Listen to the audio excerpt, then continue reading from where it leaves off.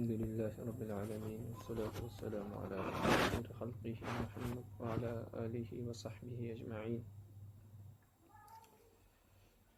سبحانك لا علم لنا إلا ما علمتنا إنك أنت العليم الحكيم. ربي زدني علما ربي زدني علما ربي زدني علما. رب اشرح لي صدري ويسر لي أمري واحلل عقدة من لساني يفقهوا قولي.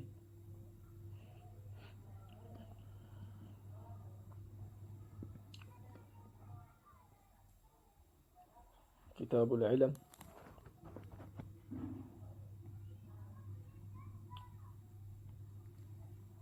حدیث نمبر 8.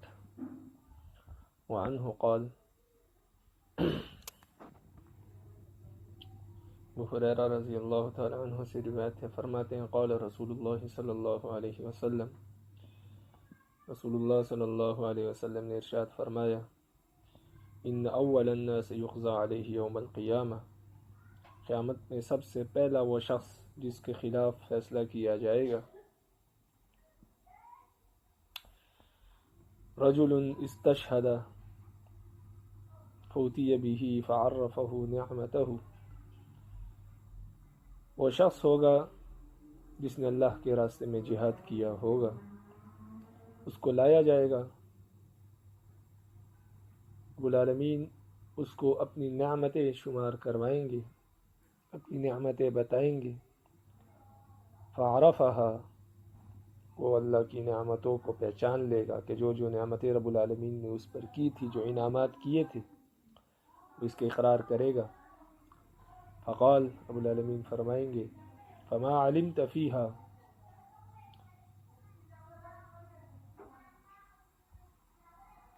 تو نے ان نعمتوں کے بدلے میں کیا عمل کیا ہے؟ قال، وہ فرمائے گا، قتلت فیک حتی استشہدت، رب العالمین میں نے آپ کے راستے میں جہاد کیا، قتال کیا، یہاں تک کہ میں شہید ہو گئے۔ قال، رب العالمین فرمائیں گے، کذبت، تو جھوٹ بولتا ہے، ولکنک قاتلت لیقال جری،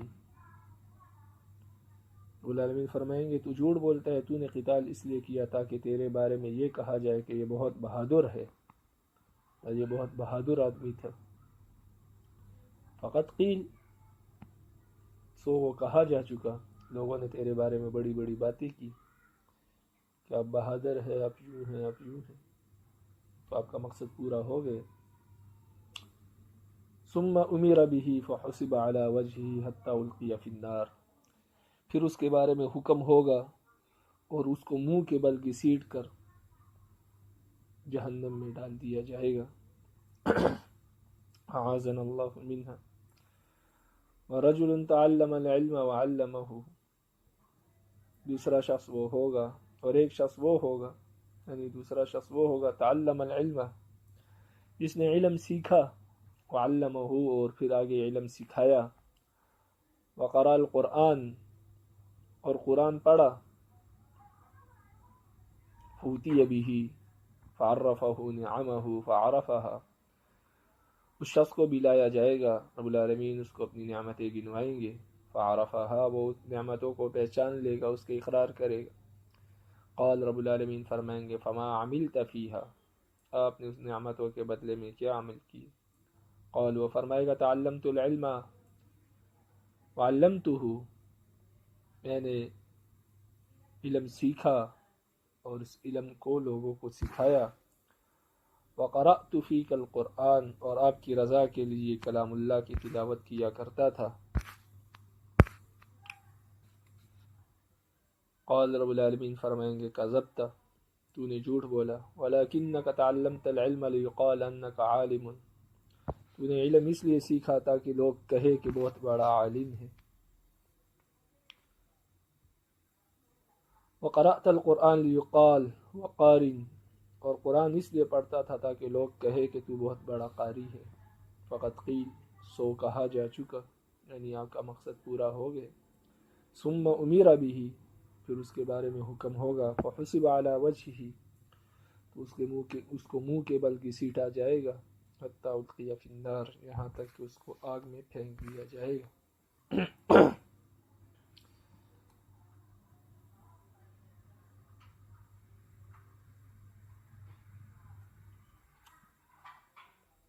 ورجل وسع اللہ علیہ وأعطاہ من اصناف المال کلہ.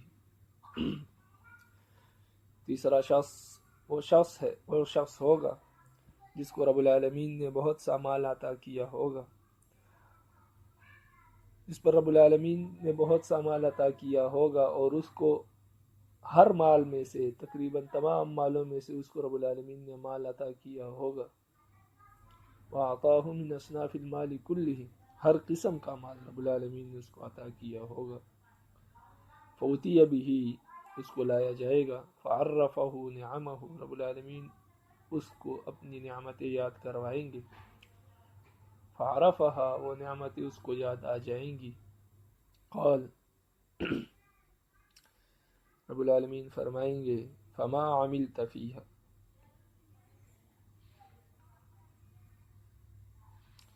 تو نے ان نعمتوں کے شکرانے میں کیا عمل کیا؟ قال، وہ فرمائے گا ما ترکت من سبیل تحب ان ينفق فیہا الا نفقت فیہا لک،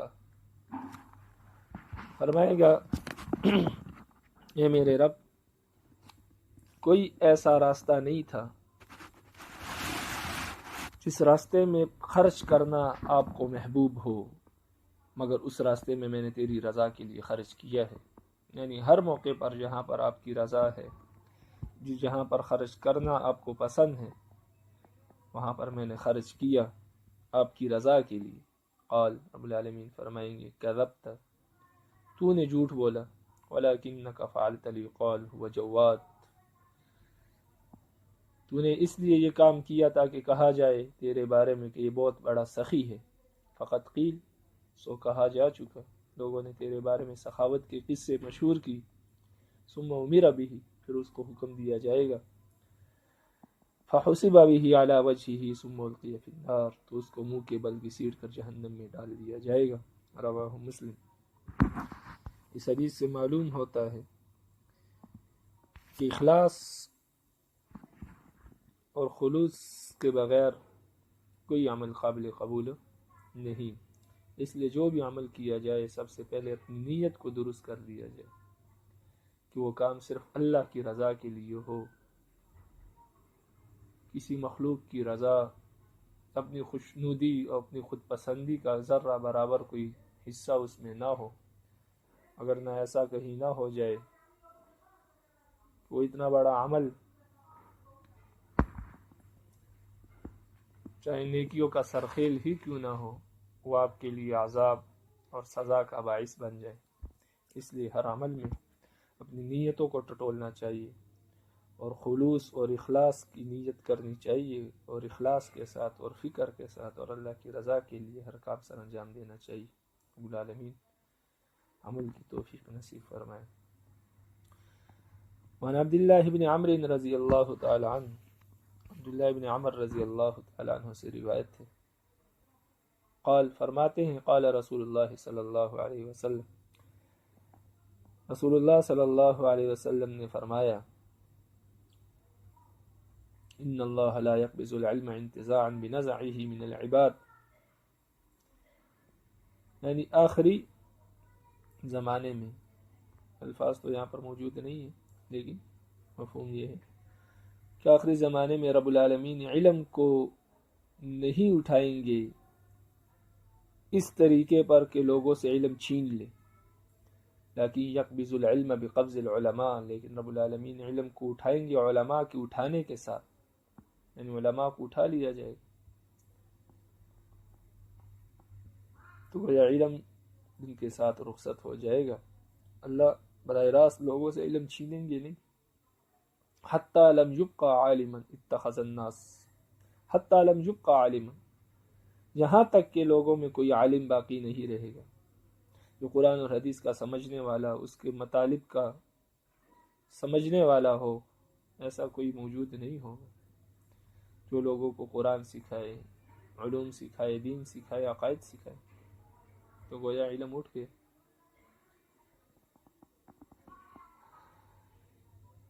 اتخذ الناس رؤوسا جہالا، تو جب کوئی عالم باقی نہیں رہے گا تو لوگ جاہلوں کو اپنا سردار بنا لیں گے. ان کے مفتی بھی جاہل، ان کے عالم بھی جاہل ہوں گے، وہ ان کے سردار ہوں گے۔ فَسُئِلُوا فَأَفْصُوا بِغَيْرِ عِلْمٍ، لوگ ان سے سوال کریں گے، ان جاہلوں سے سوال کیا جائے گا، فَأَفْتُوا بِغَيْرِ عِلْمٍ، وہ جاہل بغیر علم کے فتویٰ دیں گے، فَضَلُّوا وَأَضَلُّوا، وہ خود بھی گمراہ ہوں گے اور باقی لوگوں کو بھی گمراہ کریں گے۔ متفق علیہ۔ اس زمانے کے کچھ آثار ہمارے اس دور میں موجود ہے، کچھ نہیں بلکہ بہت سارے آثار اس دور میں موجود ہیں تو علماء موجود نہیں ہیں اور لوگوں نے جاہلوں کو سردار بنا دیا ہے اور بغیر علم کے فتوے دیے جاتے ہیں۔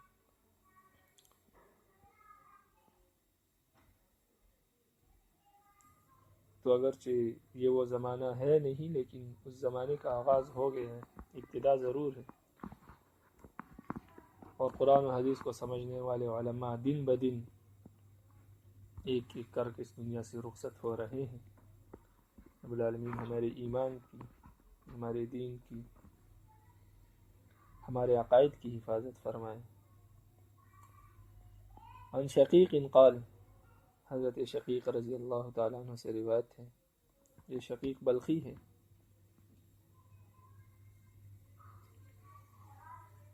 کہ تابعی ہے۔ شقیق رحمہ اللہ سے روایت فرماتے ہیں، کان عبداللہ بن مسعود رضی اللہ تعالی عنہ، فرماتے ہیں کہ عبداللہ بن مسعود رضی اللہ تعالی عنہ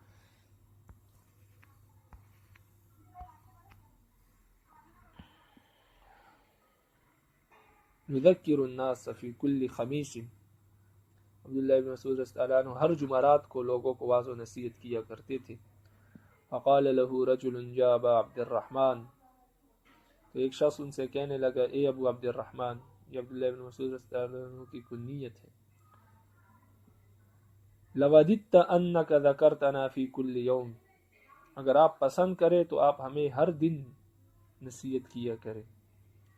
قال، عبداللہ بن مسعود رضی اللہ تعالیٰ عنہ نے فرمایا، اما انہ یمنعنی من ذلک انی اکرہ ان امی لکم و انی اتخوّ لکم بالموعظہ کما کان رسول اللہ صلی اللہ علیہ وسلم یتخوّ لنا بها مخافۃ السامات علینا۔ عبداللہ بن مسعود رضی اللہ تعالیٰ عنہ نے فرمایا کہ میں ایسا اس لیے نہیں کرتا کہ اس سے تم لوگ تنگ ہو جاؤ گے، انی امی لکم، تم لوگ تنگ ہو جاؤ گے، یعنی میں تمہیں تنگ کر دوں گا۔ میں نصیحت کے معاملے میں تمہاری خبرگیری اس طرح کرتا ہوں جیسے کہ ہماری نصیحت کے معاملے میں رسول اللہ صلی اللہ علیہ وسلم ہماری خبرگیری کیا کرتے تھے اور ہمیں اکتا جانے کا خیال رکھتے تھے۔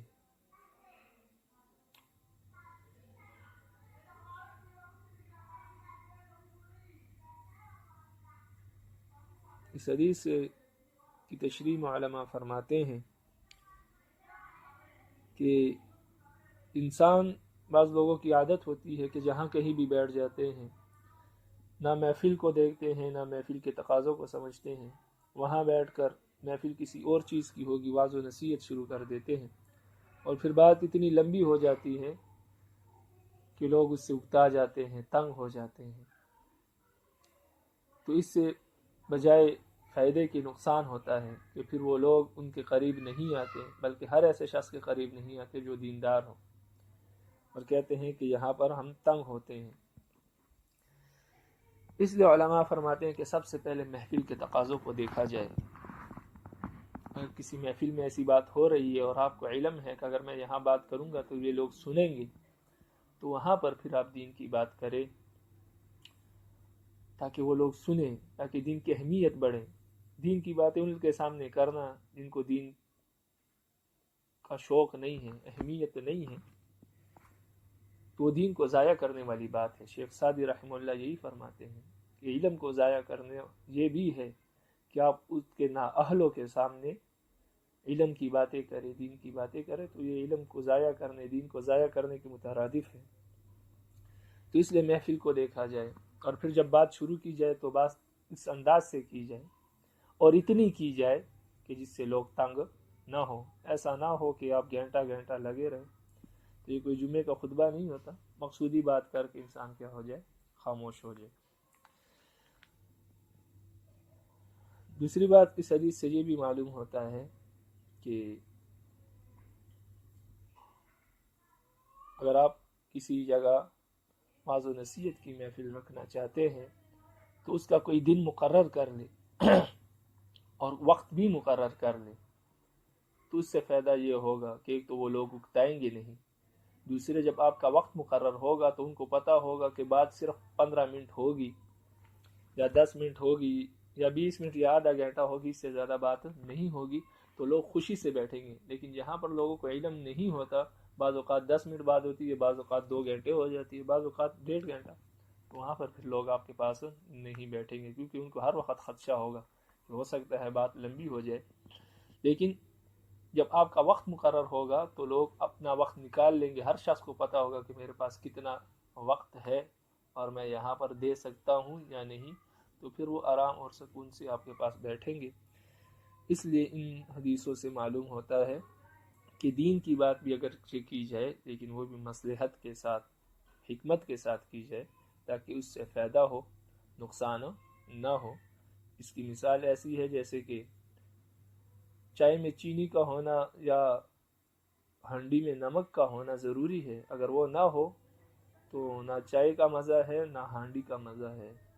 لیکن اگر نمک زیادہ ہو جائے، حد سے تجاوز کر جائے، اسی طرح چینی بھی حد سے تجاوز کر جائے، تو پھر وہ الٹا ذائقے کا نہیں بلکہ بدمزگی کا اور بد ذائقگی کا کیا ہوتا ہے، نقصان ہوتا ہے۔ اس سے پھر اس نمک سے اور اس چینی سے فائدہ نہیں ہوتا بلکہ اس سے الٹا نقصان ہو جاتا ہے۔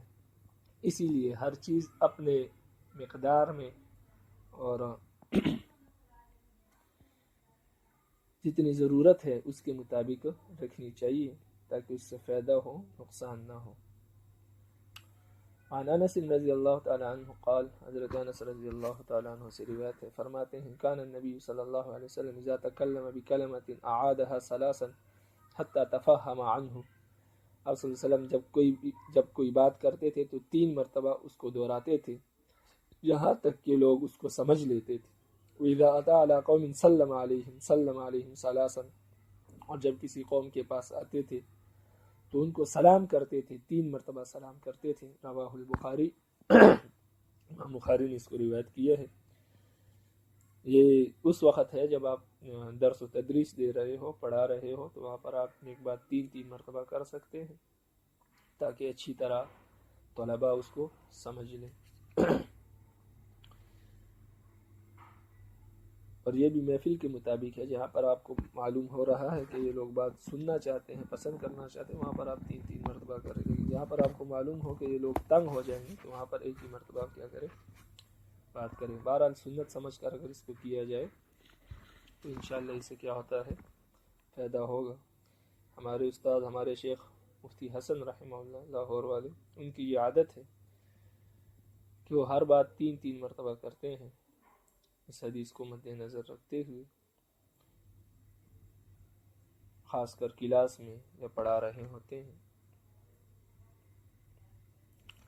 لیکن جب بیان دیتے ہیں تو اس وقت اس کا خیال رکھتے ہیں کہ اگر لوگ سننا چاہتے ہیں تو پھر 3 مرتبہ کرتے ہیں، وگرنہ 1 ہی مرتبہ بات کر دیتے ہیں۔ وعن ابی مسعود الانصاری رضی اللہ تعالی عنہ قال، ابو مسعود انصاری رضی اللہ تعالی عنہ سے روایت ہے، فرماتے ہیں جاء رجل الی النبی صلی اللہ علیہ وسلم، ایک شخص آپ صلی اللہ علیہ وسلم کی خدمت میں حاضر ہوا، فقال، اور کہنے لگا، انی ابدع بی فاحملنی،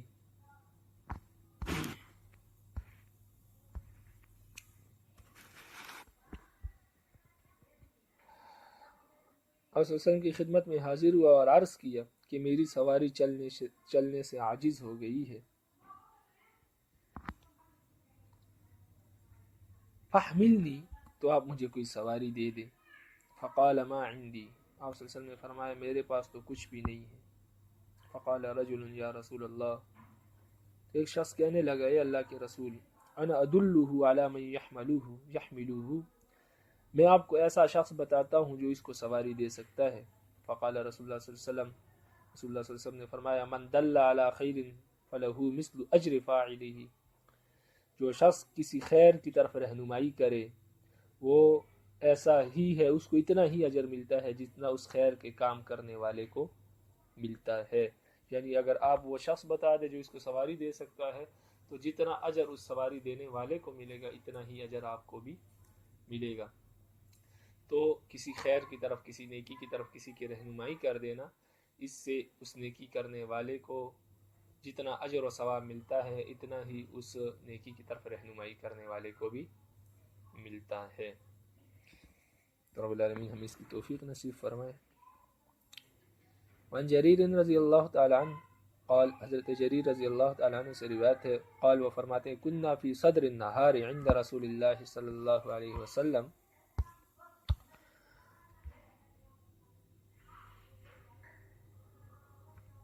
فرماتے ہیں کہ ہم ایک روز دن کے ابتدائی حصے میں رسول اللہ صلی اللہ علیہ وسلم کی خدمت میں حاضر تھے.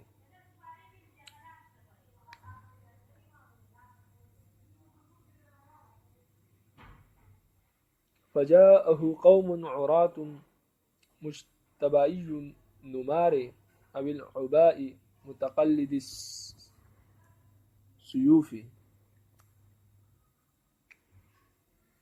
کہ قوم آپ صلی اللہ علیہ وسلم کی خدمت میں آئی جو ننگے بدن تھی اور عبایا کمبل لپٹے ہوئے تھے،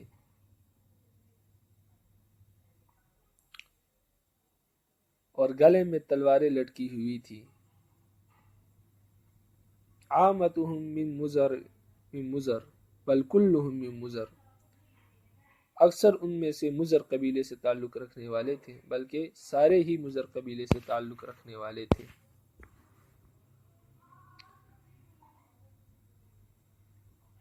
فتمعر وجه رسول اللہ صلی اللہ علیہ وسلم لما رأى بهم من الفاقہ، رسول اللہ صلی اللہ علیہ وسلم نے جب ان پر فاقے کے آثار دیکھے تو رسول اللہ صلی اللہ علیہ وسلم کے چہرے کا رنگ متغیر ہو گئے. فدخل، رسول اللہ صلی اللہ علیہ وسلم اپنے گھر تشریف لے گئے، یعنی کھانا تلاش کرنے کے لیے کہ گھر میں کچھ کھانے پینے کی کوئی چیز مل جائے، گھر تشریف لے گئے. ثم خرج، پھر واپس نکلے، یعنی جب گھر میں کچھ نہ ملا کھانے کا تو باہر نکلے. فامر بلال، حضرت بلال رضی اللہ تعالیٰ عنہ کو حکم دیے. فاذن بلال وقام، حضرت بلال رضی اللہ تعالیٰ عنہ نے اذان دی اور اقامت پڑھی. فصلی، رسول اللہ صلی اللہ علیہ وسلم نے نماز پڑھائی. ثم خطب، پھر کھڑے ہو کر آپ نے بیان کیے، خطبہ دیے. فقال، اور فرمایا، یا ایھا الناس اتقوا ربکم الذی خلقکم من نفس واحدہ الی آخر الآیہ ان اللہ کان علیکم رقیبا. یہ آیت پڑھی، اے لوگو اللہ سے ڈرو جس نے تمہیں ایک ہی ذات سے پیدا کیا ہے، یعنی آدم علیہ السلام سے. الی آخر الآیہ، آیت آخر تک پڑھی. ان اللہ کان علیکم رقیبا، بے شک رب العالمین آپ پر نگہبان ہے. والآیت التی فی الحشر، اور دوسری آیت سورۃ حشر کی پڑھی. یہ پہلی آیت سورۃ النساء کی ہے. یا ایھا الذین آمنوا اتقوا اللہ ولتنظر نفس ما قدمت لغد، اے لوگو اللہ سے ڈرو اور ہر نفس تم میں سے یہ دیکھے کہ وہ اپنے آگے کیا بیچتا ہے. تصدق رجل من دینارہ من درہمہ من ثوبہ من صاع برہ من صاع تمرہ حتی قال. تو فرماتے ہیں کہ ہر شخص نے، جب آپ صلی اللہ علیہ وسلم نے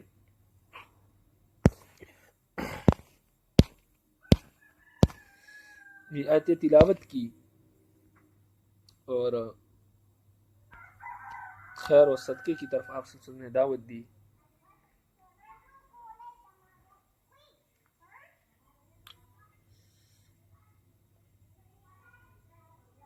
تو آپ صلی اللہ علیہ وسلم نے فرمایا تصدق رجل من دینارہ. یہ آیاتیں پڑھنے کے بعد آپ صلی اللہ علیہ وسلم نے فرمایا تصدق رجل من دینارہ من درہمہ من ثوبہ من صاع برہ، کہ خیرات کرے آدمی اپنے دینار میں سے، اپنے درہم میں سے، اپنے کپڑوں میں سے، اپنے گندم کے صاع میں سے، اپنے گیہوں میں سے، اپنے کھجور میں، اپنے کھجوروں میں سے. حتی قال، یہاں تک کہ آپ صلی اللہ علیہ وسلم نے فرمایا وَلَوْ بِشِقِّ تَمْرَةٍ، اگرچہ کھجور کا ایک ٹکڑا ہی کیوں نہ ہو۔ قال، فرمایا فجاء رجل من الانصار، راوی فرماتے ہیں کہ ایک انصاری آدمی دینار یا درہم سے بری ہوئی ایک تھیلی لایا۔ جاء رجل من انصار بصرة کادت کفہ تعجز عنها، تھیلی لایا جس کے وزن سے اس کا ہاتھ تھکنے کے قریب تھا، یعنی اس کا وزن اتنا تھا کہ وہ اس کو اٹھا نہیں سکتا تھا۔ یہ دینار اور درہم سے بری تھیلی تھی۔ کادت کفہ تعجز عنها بل قد عجزت، قریب تھا کہ اس کا ہاتھ اس کو اٹھانے سے عاجز ہو جائے، بلکہ عاجز ہو گیا تھا، اتنا وزنی تھیلا تھا۔ ثم تتابع الناس، پھر اس کے پیچھے لوگ یکے بعد دیگرے صدقہ کرنے لگے۔ حتی رأیت قومین من طعام وثیاب،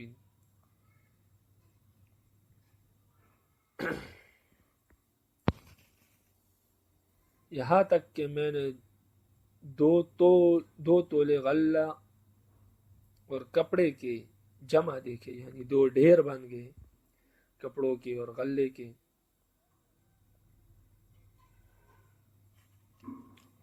قومین من طعام وثیاب حتی رأیت وجہ رسول اللہ صلی اللہ علیہ وسلم یتحلل، میں نے رسول اللہ صلی اللہ علیہ وسلم کے چہرے کو دیکھا،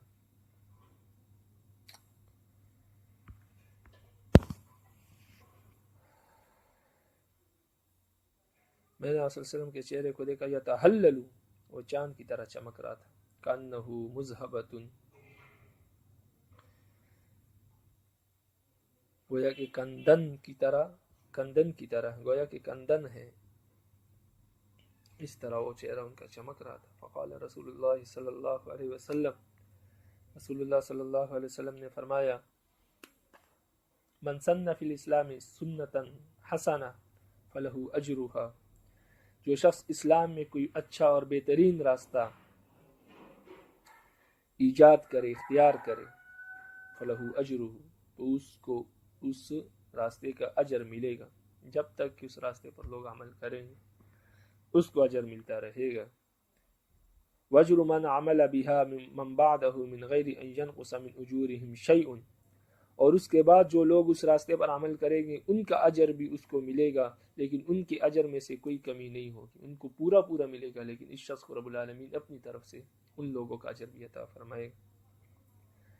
وَمَنْ سَنَّ فِي الْإِسْلَامِ سُنَّةً سَيِّئَةً كَانَتْ عَلَيْهِ وِزْرُهَا وَوِزْرُ مَنْ عَمَلَ بِهَا مِنْ بَعْدِهِ مِنْ غَيْرِ أَنْ يُنْقَصَ مِنْ أَوْزَارِهِمْ شَيْءٌ، رواہ المسلم۔ اور جس نے اسلام میں کوئی برا طریقہ اختیار کیا، یعنی کوئی بدعت ایجاد کی، تو اس کا وبال اور اس کا بوجھ اس پر ہوگا، اور جو لوگ اس کے بعد اس کام پر عمل پیرا ہوں گے تو ان لوگوں کا بوجھ بھی اس پر لاد دیا جائے گا، اور ان کے بوجھ میں سے کوئی کمی واقع نہیں ہوگی، یعنی ان کو بھی پورا گناہ ملے گا، اور اس شخص کو بھی ان لوگوں نے جو اعمال کیے ان کا گناہ اس شخص کو بھی ملے گا، اپنی طرف رب العالمین اپنی طرف سے اس پر وہ بوجھ ڈالیں گے، ان کے بوجھ میں سے کوئی کمی نہیں ہوگی۔ اس کو امام مسلم نے روایت کی ہے۔ اسی لیے بدعات سے بچنا چاہیے اور حد درجہ ممکن کوشش کرنی چاہیے تاکہ ہمارے ہاتھوں سے کوئی ایسا طریقہ، کوئی ایسا راستہ اختیار نہ ہو جس سے کیا ہو کہ ہمارے بعد بھی وہ ہمارے گناہ کا سلسلہ کیا ہو جاری رہے، بلکہ ہم اپنے ہاتھوں سے ایسا کام کریں کہ ہمارے جانے کے بعد بھی وہ ہمارے ہاتھوں سے کیا ہو، ایسا کام ہو جائے جس کا اجر و ثواب ہمیں ملتا رہے۔ تو اسی طرح آج کل یہ زمانہ ہے فیس بک کا، ٹویٹر کا، انسٹاگرام کا، واٹس ایپ کا، تو مختلف پوسٹیں ہوتی ہیں، تو اس میں بھی یہ احتیاط کرنی چاہیے کہ آپ کوئی ایسی پوسٹ شیئر نہ کریں کہ کیونکہ یہ پوسٹ ختم تو نہیں ہوتی، آگے شیئر ہوتی جاتی ہے، اور اگر آپ نے کوئی ایسی پوسٹ شیئر کر دی کہ جو کسی گناہ پر مبنی تھی، جو اس میں میوزک تھا، گانا تھا، اس طرح کی کوئی چیز تھی، تو وہ جاری رہتی ہے، ختم نہیں ہوتی. تو جب تک وہ شیئر ہوتی رہے گی، لوگ دیکھتے رہیں گے، آپ کو اس کا برابر گناہ ملتا رہے گا.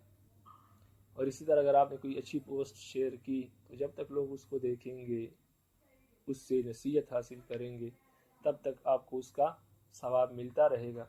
اس لیے یہ کوئی ایسی چیز نہیں ہے کہ موبائل کا ایک بٹن ہے، آپ نے دبا دیا بس شیئر ہو گیا، کام ختم. ایسی بات نہیں ہے. مسلمان کو تو ہر عمل کی فکر کرنی چاہیے. تو اس لیے اس چیز میں بہت احتیاط برتنی چاہیے کہ کہیں آپ کوئی ایسی چیز تو شیئر نہیں کر رہے کہ جس سے جو گناہ پر مبنی ہے، یا اس میں میوزک ہے، یا اس میں کچھ تصاویر ہے جو گناہ کی ہے. تو اس سے انسان کو کیا ہونا چاہیے؟ بچنا چاہیے. وگرنہ یہ ایسا گناہ ہے کہ آپ شاید آپ کا ایک سیکنڈ لگے اس کو شیئر کرنے میں، لیکن گناہ آپ کا مسلسل جاری رہے. اور غیر ممکن ہے کہ ہمارے اس دنیا سے گزرنے کے بعد بھی وہ گناہ ہمارے کھاتے میں لکھا جاتا رہے. رب العالمین ہماری حفاظت فرمائے. وعن ابن مسعود رضی اللہ تعالی عنہ، عبداللہ ابن مسعود رضی اللہ تعالی عنہ سے روایت ہے، قال فرماتے ہیں قال رسول اللہ صلی اللہ علیہ وسلم، رسول اللہ صلی اللہ علیہ وسلم نے فرمایا، لا تقتل نفس ظلما الا كان على ابن آدم الاول كفل من دمها لأنه اول من سن القتل. متفق علیہ. کوئی بھی شخص جب کسی دوسرے کو ظلمن قتل کرتا ہے تو اس کا گناہ آدم کے پہلے بیٹے پر بھی ڈالا جاتا ہے. اس گناہ کا بوجھ، اس خون کا بوجھ آدم علیہ السلام کے پہلے بیٹے پر بھی ڈالا جاتا ہے. یعنی اس کو بھی گناہ ملتا ہے اور اس کو بھی ملتا ہے. لأنه اول من سن القتل، اس لیے کہ وہ پہلا وہ شخص ہے دنیا کا جس نے قتل کے طریقے کو اختیار کیا، ایجاد کیا. تو لہذا جب تک قتل ہوتا رہے گا اس کو بھی اس کا گناہ ملتا رہے گا. متفق علیہ. وسنذکر حدیث معاویہ لا يزال من امتی فی باب ثواب هذه الامت انشاء اللہ. فرماتے ہیں کہ یہاں پر جو اصل کتاب مصابیح السنہ، اس میں یہاں پر ایک حدیث حضرت معاویہ رضی اللہ تعالی عنہ کی ہے کہ لا یزال من امتی. یہ جو حدیث سے فرماتے ہیں کہ یہ حدیث ہم نے اصل کتاب مصابیح السنہ میں یہاں پر درج ہے، لیکن مشکات المصابیح میں ہم نے یہ حدیث باب فی ثواب هذه الامہ میں کیا کی ہے، تحریر کی ہے. انشاءاللہ وہاں پر یہ حدیث آ جائے گی. تو یہ بھی مشکات شریف کی خصوصیت ہے کہ بعض جگہ پر انہوں نے مصابیح السنہ کی حدیث کو دوسرے ابواب میں کیا کیا ہے، منتقل کیا ہے. فصل ثانی، یہ دوسری فصل ہے. عن کثیر بن قیس رضی اللہ تعالی عنہ قال، کثیر بن قیس رضی اللہ تعالی عنہ سے روایت ہے، فرماتے ہیں کنت جالسا مع ابی الدرداء رضی اللہ تعالی عنہ فی مسجد دمشق. فرماتے ہیں کہ ہم ابو درداء رضی اللہ تعالی عنہ کے خدمت میں حاضر تھے دمشق کی جامعہ مسجد میں. فجاءه رجل فقال یا ابا الدرداء انی جئتک من مدینة رسول اللہ صلی اللہ علیہ وسلم بحدیث بلغنی انک تحدث عن رسول اللہ صلی اللہ علیہ وسلم. وہ شخص آیا اور کہنے لگے ابو درداء میں آپ کے پاس رسول اللہ صلی اللہ علیہ وسلم کے مدینے سے، رسول اللہ صلی اللہ علیہ وسلم کے شہر سے ایک ایسی حدیث لے کر آیا ہوں کہ مجھے پہنچی ہے اس کے بارے میں یہ بات کہ آپ نے اس حدیث کو رسول اللہ صلی اللہ علیہ وسلم سے بیان کیا ہے. ما جئت لحاجہ، اس کے علاوہ میں کسی حاجت اور کسی ضرورت سے نہیں آیا، میں صرف اسی غرض سے آیا کہ آپ سے وہ حدیث سنوں.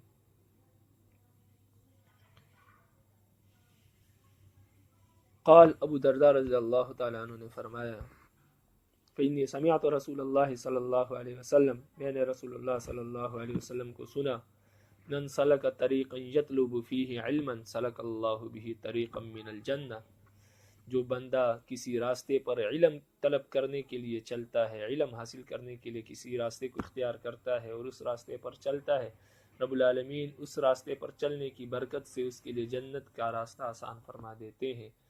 وَأَنَّ الْمَلَائِكَةَ لَتَصْنَعُ احْتِجَاجَهَا أَجْنِحَتَهَا رَزًا لِطَالِبِ الْعِلْمِ، اور فرشتے طالب علم کے پیروں کے نیچے اپنے پر بچھاتے ہیں اللہ تعالیٰ کی رضا کے لیے. رضا لطالب العلم، طالب علم کی رضا کے لیے.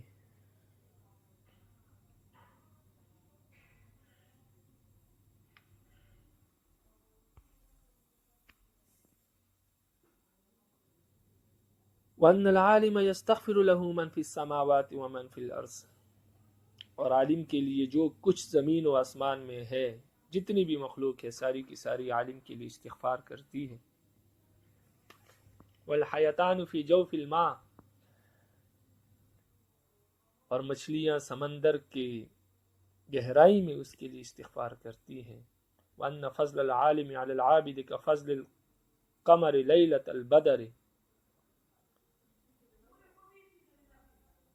اور عالم کی فضیلت عابد پر یعنی عبادت گزار پر ایسی ہے کہ جیسے کہ چودھویں چاند کی فضیلت اور اس کی روشنی پہلے دن کے چاند پر ہوتی ہے.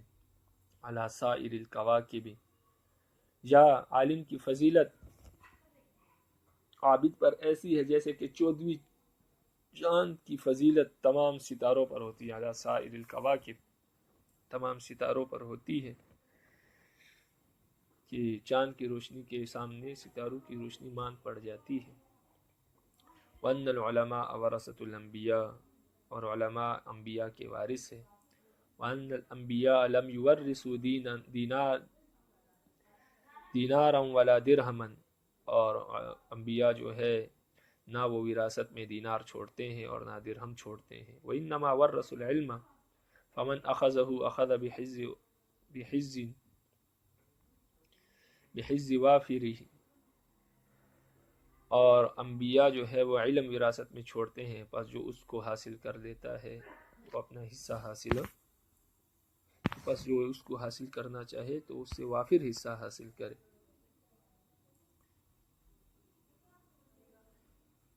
یا فمن اخذ بحظ وافر، جو اس نے علم کو حاصل کیا اس نے کامل حصہ حاصل کر لیا، کیونکہ یہ انبیاء کی وراثت ہے. رواه احمد والترمذی وابو داود وابن ماجہ والدارمی وسماہ الترمذی. قیس ابن کثیر کہتے ہیں، ترمذی میں ان کا نام قیس ابن کثیر ہے، اس راوی کا نام انہوں نے ذکر کیا. اور یہاں پر جو ہے اس کا نام صرف کثیر بن قیس ہے، یعنی یہاں پر الٹا ہے، ترمذی میں قیس بن کثیر ہے اور یہاں پر کثیر بن قیس ہے.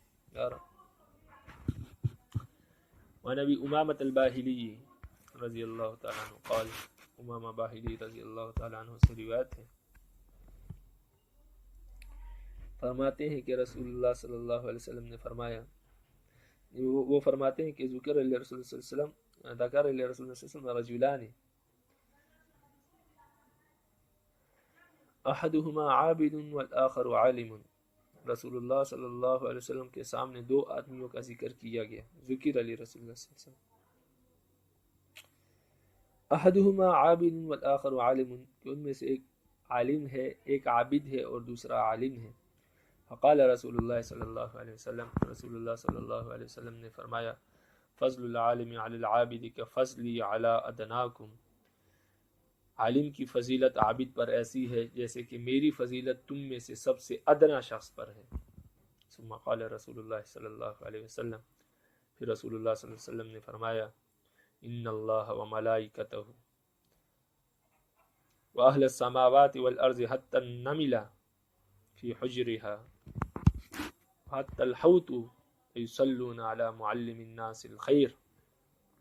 آپ نے فرمایا کہ رب العالمین اور ملائکہ اور زمین و آسمان کی تمام مخلوق، یہاں تک کہ چونٹی اپنے بل میں اور مچھلی سمندر میں، یصلون علی معلم الناس الخیر، وہ علم پڑھانے والے کے لیے خیر کی دعائی کرتے ہیں. علم پڑھانے والے کے لیے تمام چیزیں خیر کی دعائیں کرتی ہیں. رواہ الترمذی والدارمی عن مکحول مرسلا ولم یذکر رجلان، دارمی نے اس کو حضرت محکول سے مرسلن روایت کیا ہے لیکن اس میں رجلان کا ذکر نہیں ہے. وقال، اس میں یہ ہے کہ آپ صلی اللہ علیہ وسلم نے فرمایا، فضل العلماء علی العابد کفضلی علی ادناکم ثم تلا هذه الآیہ انما یخشى اللہ من عباده العلماء. آپ نے فرمایا کہ میری فضیلت، عالم کی فضیلت عابد پر ایسی ہے جیسے کہ میری فضیلت تم میں سے ادنا شخص پر ہے۔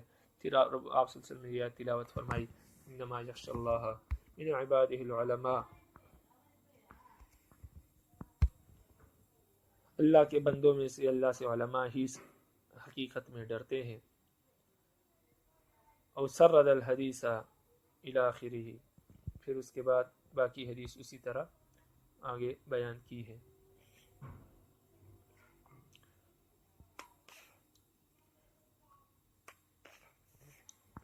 عن ابی سعید الخدری رضی اللہ تعالیٰ عنہ قال، ابو سعید خدری رضی اللہ تعالیٰ عنہ سے روایت ہے، فرماتے ہیں قال رسول اللہ صلی اللہ علیہ وسلم، رسول اللہ صلی اللہ علیہ وسلم نے فرمایا، ان الناس لکم تبعا وان الرجال یأتونکم من اقطار الارض یتفقہون فی الدین۔ آپ نے فرمایا کہ لوگ آپ کی تابعداری کریں گے،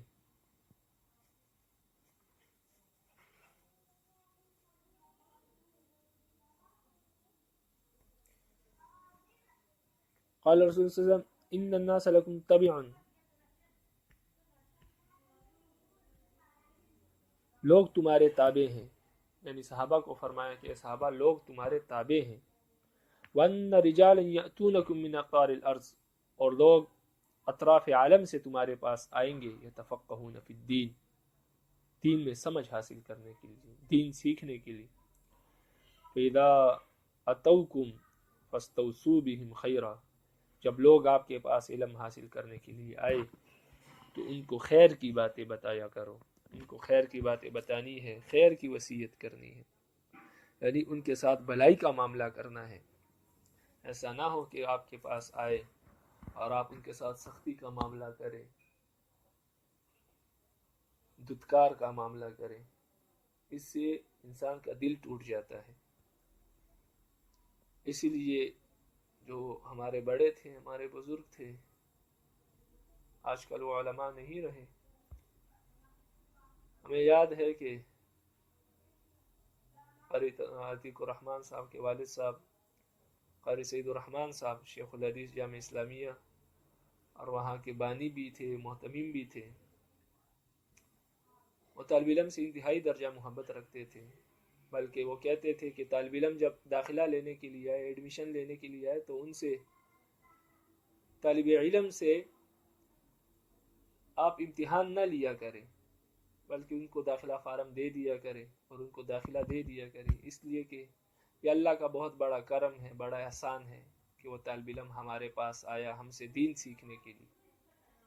تو یہی اس کی بڑی مہربانی ہے کہ وہ ہمارے پاس آیا، ہمیں اس قابل سمجھا کہ ہم سے دین سیکھے، اس لیے اس کو پریشان نہ کیا جائے، بلکہ جب وہ مدرسے کے گیٹ سے اندر داخل ہو گیا تو سمجھو اس کا داخلہ ہو گیا۔ تو جب حضرت زندہ تھے تو اس وقت طلباء کو کوئی پریشانی، کوئی مصیبت نہیں ہوتی تھی، لیکن آج کل تو ایسی حالت ہے کہ طالب علم مدرسے جاتا ہے ایڈمیشن اور داخلہ لینے کے لیے کسی بھی مدرسے میں، تو اس کا دل پڑھائی سے اٹھ جاتا ہے، اکتا جاتا ہے۔ اور بعض حضرات، جیسے ہمارے بعض دوست، ہم نے دیکھا کہ انہوں نے اس وجہ سے پڑھنا ہی چھوڑ دیا کہ شروع میں اتنا تنگ کر دیا جاتا ہے طالب علم کو کہ اس بیچارے کا دل ٹوٹ جاتا ہے، تو پڑھائی سے اس کو وہ قسم کی نفرت ہو جاتی ہے، دل اکتا جاتا ہے۔ تو آپ صلی اللہ علیہ وسلم نے فرمایا کہ جب لوگ آپ کے پاس علم دین سیکھنے کے لیے آئے تو ان کے ساتھ خیر کا معاملہ کرو، بھلائی کا معاملہ کرو، تاکہ ان کا دل خوش ہو جائے اور وہ شوق سے دین سیکھیں، کیونکہ یہ بہت بڑی چیز سیکھنے کے لیے آئے ہیں، انبیاء کی وراثت لینے کے لیے آئے ہیں، اور جو انبیاء کا وارث بننا چاہے تو اس کے ساتھ اس نے سلوک کرنا چاہیے، اچھا معاملہ کرنا چاہیے۔ اس لیے ہمیشہ اگر آپ کے طلباء شاگرد ہوں گے تو ان کے ساتھ اچھائی کا، بہتری کا، اس نے سلوک کا معاملہ کرنا چاہیے۔ یہ ان کی مہربانی ہے کہ ہم اس قابل سمجھتے ہیں کہ ہم سے علم دین حاصل کرتے ہیں۔ عن ابی ہریرہ رضی اللہ تعالیٰ عنہ قال، ابو ہریرہ رضی اللہ تعالیٰ عنہ سے روایت ہے، فرماتے ہیں قال رسول اللہ صلی اللہ علیہ وسلم، رسول اللہ صلی اللہ علیہ وسلم نے فرمایا، الکلمۃ الحکمہ،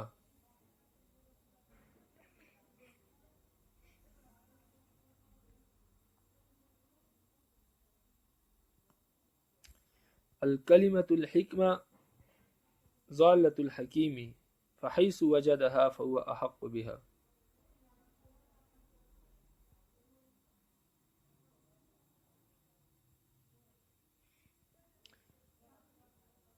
فائدہ دینے والی جو چیز ہے، فائدہ دینے والی بات حکیم کا مطلوب ہوتی ہے، دانشمند آدمی کا مطلوب ہوتی ہے. یعنی جو ایسی بات ہوتی ہے جس سے فائدہ حاصل ہوتا ہے تو دانشمند آدمی کو وہ بات مقصود ہوتی ہے، وہ اسی کی تلاش میں رہتا ہے کہ کوئی ایسی بات مل جائے جس سے مجھے فائدہ حاصل ہو جائے. عقل مند آدمی کی یہی نشانی ہوتی ہے. فحیث وجدها فهو احق بها، جہاں سے بھی اس کو وہ بات ملے تو وہ اس کا زیادہ حقدار ہے کہ اس کو حاصل کرے. یعنی یہ نہ دیکھے کہ یہ بات کرنے والا مجھ سے چھوٹا ہے، مجھ سے بڑا ہے، علم میں مجھ سے کمتر ہے یا مرتبے میں کمتر ہے، یہ نہ دیکھے، بلکہ یہ دیکھے کہ یہ جو بات کر رہا ہے وہ کیا ہے، قیمتی ہے، فائدہ مند ہے. اگر فائدہ مند اور قیمتی ہے تو عقل مند بندے انسان کی یہ نشانی ہے کہ وہ اس کو لے لیتا ہے. اور جو بے وقوف ہوتا ہے، جس کو نہ علم کی طلب ہوتی ہے اور نہ اپنی اصلاح کی فکر ہوتی ہے، وہ شخص ان باتوں میں پڑ جاتا ہے کہ یہ مجھ سے چھوٹا ہے، علم میں کم ہے اور مرتبے میں کمتر ہے. حالانکہ عقل مند آدمی کی یہ نشانی نہیں ہوتی، بلکہ عقل مند آدمی آپ صلی اللہ علیہ وسلم نے اس طرح فرمایا اس کا مطلوب اور مقصود یہ ہوتا ہے کہ کوئی فائدے والی بات مل جائے، اور جہاں بھی وہ اس فائدے والی بات کو پاتا ہے تو اس کو لے لیتا ہے، وہ اس کا حقدار ہوتا ہے. وہ ان باتوں میں نہیں پڑتا کہ کہنے والا کون. اور یہی حضرت علی رضی اللہ تعالیٰ عنہ کا قول ہے کہ بھلی بات جہاں سے ملے لے لو، اگرچہ مشرک کے منہ سے ہی کیوں نہ ملے. مشرک جس کی مغفرت رب العالمین نہیں فرمائیں گے، اگر وہاں سے بھی آپ کو بھلی بات ملے، اچھی بات ملے تو وہاں سے بھی لے لو، اس لیے کہ علم ہے اور علم کی اپنی قدر و قیمت ہے، اپنی عزت ہے، اپنا احترام ہے. تو علم کو چھوٹی چھوٹی باتوں کی وجہ سے اور کسی کی وجہ سے چھوڑنا نہیں چاہیے، بلکہ علم تو جہاں سے ملے اس خزانے کو سمیٹ لینا چاہیے. اب ایک انسان کو خزانہ مل جائے کسی زمین میں تو وہ زمین بہت ہی گٹھیا ہو تو کوئی عقل مند شخص ایسا نہیں کہتا اور یہ نہیں سوچتا کہ زمین بہت گھٹیا ہے، بہت ناقص ہے، لہٰذا اس کا خزانہ میں نہیں رکھتا، بلکہ ہر شخص یہ کوشش کرتا ہے کہ یہ خزانہ مجھے مل جائے. لیکن جہاں پر علم کی بات آتی ہے جو سب خزانوں سے بڑھ کر خزانہ ہے، جس کی قدر و قیمت آپ نے پیچھے حدیثوں میں پڑھی کہ زمین و آسمان کی تمام مخلوق، چونٹیاں اور یہاں تک کہ مچھلیاں سمندر کی گہرائیوں میں اور چونٹیاں اپنے بلوں میں، اور رب العالمین عرش معلیٰ پر اس انسان کے لیے دعائے خیر کرتا رہتا ہے جس کے سینے میں علم کی روشنی ہو. تو اتنے بڑے خزانے کی جہاں پر بات آتی ہے تو انسان ان چھوٹی چھوٹی باتوں میں پڑ جاتا ہے کہ اس کا کہنے والا گٹھیا ہے، اس کا کہنے والا علم میں کمتر ہے، مرتبے میں کمتر ہے. تو اس باتوں کو سوچنا نہیں چاہیے، بلکہ اس بات کو سوچنا چاہیے کہ یہ جو بات کہہ رہا ہے وہ کتنا بڑا خزانہ ہے. تو اس لیے فائدے کی بات اور علم کی بات جہاں سے ملے اس کو لے لیا کرے اور کوشش کیا کرے کہ اس پر عمل ہو جائے. رواہ الترمذی وابن ماجہ وقال الترمذی هذا حدیث غریب وابراہیم بن الفضیل الراوی یضاعف فی الحدیث، اور اس حدیث کے راوی ابراہیم بن فضیل ہے، وہ حدیث میں ضعیف ہے، یعنی حدیث کے باب میں وہ ضعیف راوی ہے. بہرحال یہ فضیلت کی حدیث ہے، اور فضیلت کی حدیث جو ہے وہ ضعیف حدیث فضیلت میں چلتی ہے، مناقب میں چلتی ہے، کوئی مسائل کی حدیث نہیں ہے.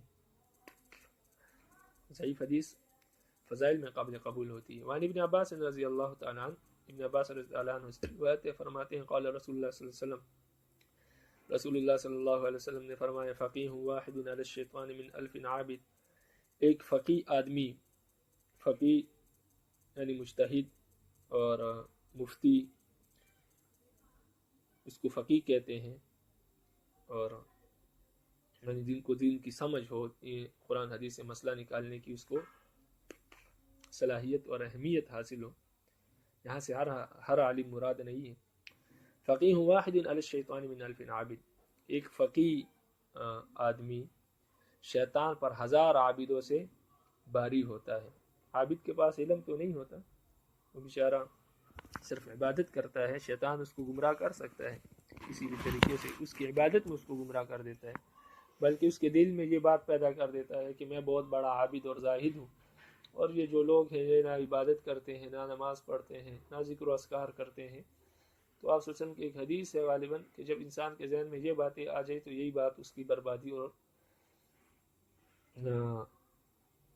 نقصان کے لیے کافی ہے کہ وہ دوسروں کو حقیر سمجھنا شروع ہو جائے، اور یہ تکبر ہے، اور تکبر جس آدمی میں ہوتا ہے اس کو جنت تو کیا اس کی خوشبو بھی نصیب نہیں ہوگی۔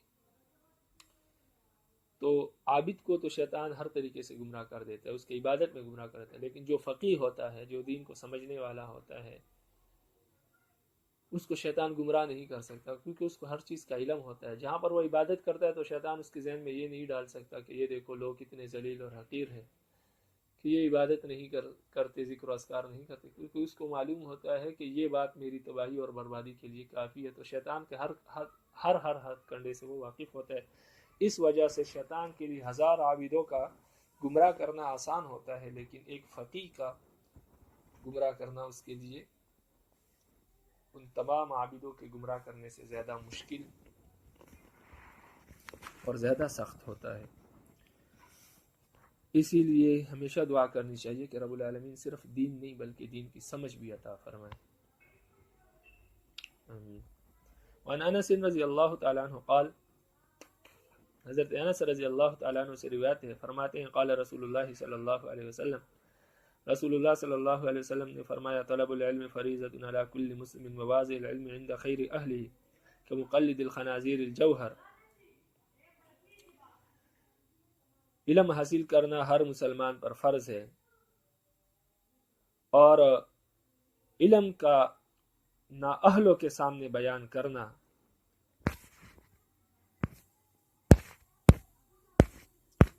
اور علم کا نااہلوں کو علم سکھانا یا ان کے سامنے بیان کرنا ایسا ہے جیسے کوئی آدمی سور اور خنزیر کے گلے میں جواہرات، موتیوں اور سونے کا ہار ڈال دے۔ وواضع العلم عند غیر اہلہ، اور نااہلوں کے سامنے دین بیان کرنا ایسا ہے کمقلد الخنازیر الجوہر واللؤلؤ والذہب، جیسے کہ خنزیر اور سور کے گلے میں الجوہر ہیروں کا واللؤلؤ اور موتیوں کا والذہب اور سونے کا ہار ڈالنے کے مترادف ہے۔ اس لیے پہلے بھی آپ کو بتایا کہ ہر جگہ پر علمی باتیں، دین کی باتیں بیان نہیں کرنی چاہیے۔ جہاں پر لوگ نااہل ہو اور دین کی اہمیت ان کے دلوں میں نہ ہو تو ان کے سامنے دین بیان کرنا دین کو ضائع کرنے کے مترادف ہے۔ اور آپ صلی اللہ علیہ وسلم نے اس حدیث میں بیان کر دیا کہ یہ ایسا ہے جیسے کہ سور اور خنزیر کے گلے میں موتیوں اور ہیرے جواہرات کے ہار ڈالنے کے مترادف ہے، کہ خنزیر ہو اور انسان اس کے گلے میں ہار ڈالے تو یہ اس ہار کی کتنی بے حرمتی ہے، جس کے نام لینے سے 40 دن انسان کے منہ سے بدبو آئے، کیونکہ ویسے مشہور ہے ایک بات، تو اس کے گلے میں ہار ڈالنے والا انسان کتنا بیوقوف ہوگا۔ تو اس لیے علم وہاں بیان کرنا چاہیے جہاں پر لوگ اس کے طالب ہو، اس کے شوق میں لگے ہو، کیونکہ یہ بہت بڑی دولت ہے، بہت بڑی نعمت ہے، اس کو ہر جگہ اس طرح رسوا نہیں کرنا چاہیے۔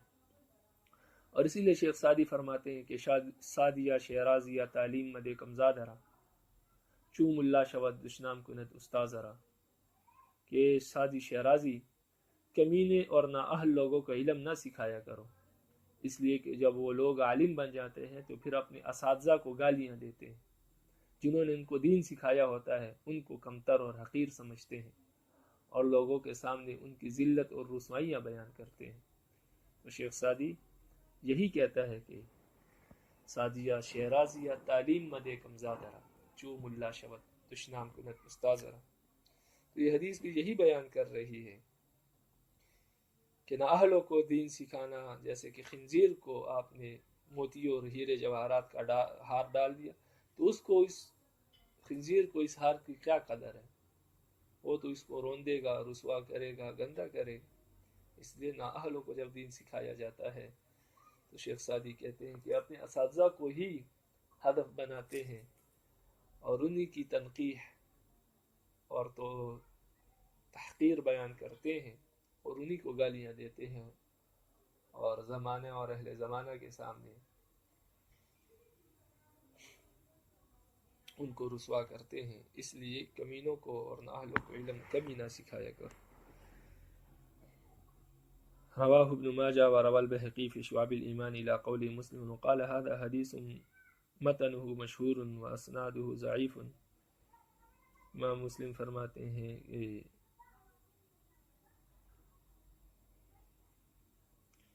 کہ یہ حدیث جو ہے اس کا متن مشہور ہے اور اس کی اسناد جو ہے وہ ضعیف ہے. وقد روی من اوجہ کلھا ضعیف، اور یہ حدیث کئی وجہ سے بیان ہوئی ہے، کئی طریقوں سے، کئی اسانید سے بیان ہوئی ہے، لیکن سارے کے سارے طرق اور ساری کے ساری اسانید جو ہے وہ ضعیف ہے. لیکن بہرحال پہلے بھی بتایا آپ کو کہ یہ فضائل کا بیان ہو رہا ہے اور فضائل میں ضعیف حدیث قابل قبول ہوتی ہے. عن ابی ہریرہ رضی اللہ تعالیٰ عنہ قال، ابو ہریرہ رضی اللہ تعالیٰ عنہ سے روایت فرماتے ہیں قال رسول اللہ صلی اللہ علیہ وسلم، رسول اللہ صلی اللہ علیہ وسلم نے فرمایا لا خصلتان لا یجتمعان فی منافق، دو خصلتیں، دو اوصاف ایسے ہیں جو کسی منافق میں جمع نہیں ہو سکتے. یعنی دونوں خصلتیں کسی منافق شخص میں نہیں پائی جا سکتی. نمبر 1 حسن سمت، ایک تو اچھے اخلاق ہے، خلق نیک ہے، اچھے اخلاق ہے، حسن سمت.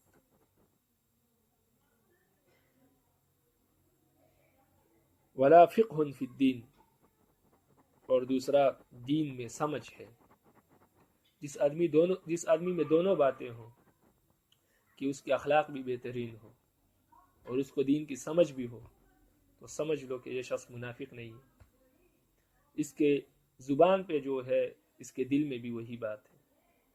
اس کی زبان ہمیشہ اس کے دل کے ساتھ ہوتی ہے. ایسا کبھی نہیں ہوتا کہ اس کی زبان اس کے دل کا ساتھ نہ دے یا اس کا دل اس کی زبان کا ساتھ نہ دے. منافقت اس شخص میں نہیں ہوتی. یہ جو بھی بات کرتا ہے اللہ کی رضا کے لیے کرتا ہے اور جو بھی کام کرتا ہے اللہ کی رضا کے لیے کرتا ہے، منافقت کے لیے نہیں کرتا، لوگوں کے لیے نہیں کرتا. منافق آدمی کا یہی کام ہوتا ہے کہ وہ دکھاتا کچھ اور ہے، مقصد کچھ اور ہوتا ہے. تو جس شخص میں دونوں باتیں ہو کہ دین کی سمجھ بھی ہو اور اخلاق بھی بہترین ہو، سمجھو کہ یہ شخص خالص مومن ہے، منافق نہیں. لیکن جس شخص میں یہ دونوں باتیں نہ ہو، ایک ہو بے شک، ایک میں کوئی بات نہیں، دین کی سمجھ ہو لیکن اخلاق بہترین نہیں، جو اخلاق بہترین ہے دین کی سمجھ نہیں، تو اس میں امکان ہے کہ بہت ممکن ہے کہ یہ شخص کیا ہو، منافق ہو. ضروری نہیں ہے کہ منافق ہو، لیکن ممکن ہے کہ منافق ہو. لیکن جس میں یہ دونوں باتیں یک وقت پائی جائے تو اس کے بارے میں تو میرے نبی علیہ السلام کا فرمان ہے کہ وہ شخص منافق نہیں ہو سکتا. تو وہ شخص منافق نہیں ہو سکتا، اس کی گواہی دے سکتے ہیں کیونکہ حدیث میں آئے. تو اس لیے ہمیشہ کوشش کرنی چاہیے کہ دین کی سمجھ بھی ہو اور ساتھ حسن اخلاق بھی ہو. اور یہ دونوں زندگی کی سب سے بڑی نعمتیں ہیں. یہ دو چیزیں جس شخص کے پاس ہے، میرے خیال میں وہ دنیا کا سب سے امیر ترین آدمی ہے، سب سے خوش، سب سے مطمئن. کیونکہ علم سے اور پھر حسن اخلاق سے دنیا بھی خوبصورت ہو جاتی ہے، زندگی بھی خوبصورت ہو جاتی ہے، لوگ بھی آپ سے خوش ہوتے ہیں، لوگ آپ کے پاس بیٹھنا، آپ کے ساتھ بات کرنا ان کو پسند ہوتا ہے. اور اسی طرح حسن اخلاق سے اور علم سے آپ کی آخرت بھی سنور جاتی ہے.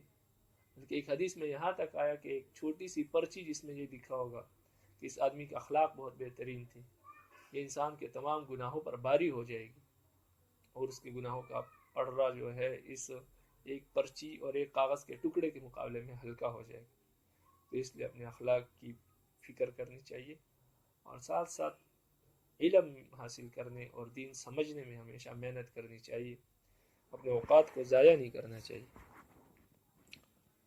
وعن انس رضی اللہ تعالیٰ عنہ قال، حضرت انس رضی اللہ تعالیٰ عنہ سے روایت فرماتے ہیں، قال رسول اللہ صلی اللہ علیہ وسلم، رسول اللہ صلی اللہ علیہ وسلم نے فرمایا، من خرج فی طلب العلم فهو فی سبیل اللہ حتی یرجع، جو شخص علم حاصل کرنے کے لیے اللہ کے راستے میں نکلتا ہے، یعنی گھر سے علم حاصل کرنے کے لیے نکلتا ہے، تو جب تک وہ واپس گھر لوٹ نہ آئے تب تک وہ شخص اللہ کے راستے میں ہی ہوتا ہے۔ اگر اس کو موت آ گئی تو وہ گویا شہید ہے، اللہ کی ایسا ہے جیسے کہ اللہ کے راستے میں لڑتے لڑتے شہید ہو گئے۔ رواہ ترمذی و دارمی۔ اور جب تک گھر واپس لوٹ کر نہیں آتا اس کے کھاتے میں اجر و ثواب لکھا جاتا ہے۔ تو اس لیے جب انسان، اگرچہ بعض لوگ ایسے ہوتے ہیں کہ صبح نکلتے ہیں پڑھنے کے لیے جاتے ہیں پھر واپس گھر آتے ہیں، تو جب تک وہ گھر نہ آئے تب تک وہ اللہ کے راستے میں ہے اور ان کا اس کو اجر و ثواب ملتا رہے گا۔ تو اس لیے جب تک اللہ کے راستے میں ہے تو اس کی بھی قدر کرنی چاہیے اور کوئی ایسی حرکت نہیں کرنی چاہیے جس سے کیا ہو، رب العالمین کی ناراضگی کا سبب ہو۔ کہ انسان اس وقت اللہ کے راستے میں ہوتے ہیں تو ہر ایسا کام کرے جس سے رب العالمین کی رضا حاصل ہو، خوشنودی حاصل ہو، اور ہر ایسے کام سے بچنا چاہیے، بلکہ اس وقت نہیں ہر وقت بچنا چاہیے جو رب العالمین کی ناراضگی کا سبب ہو۔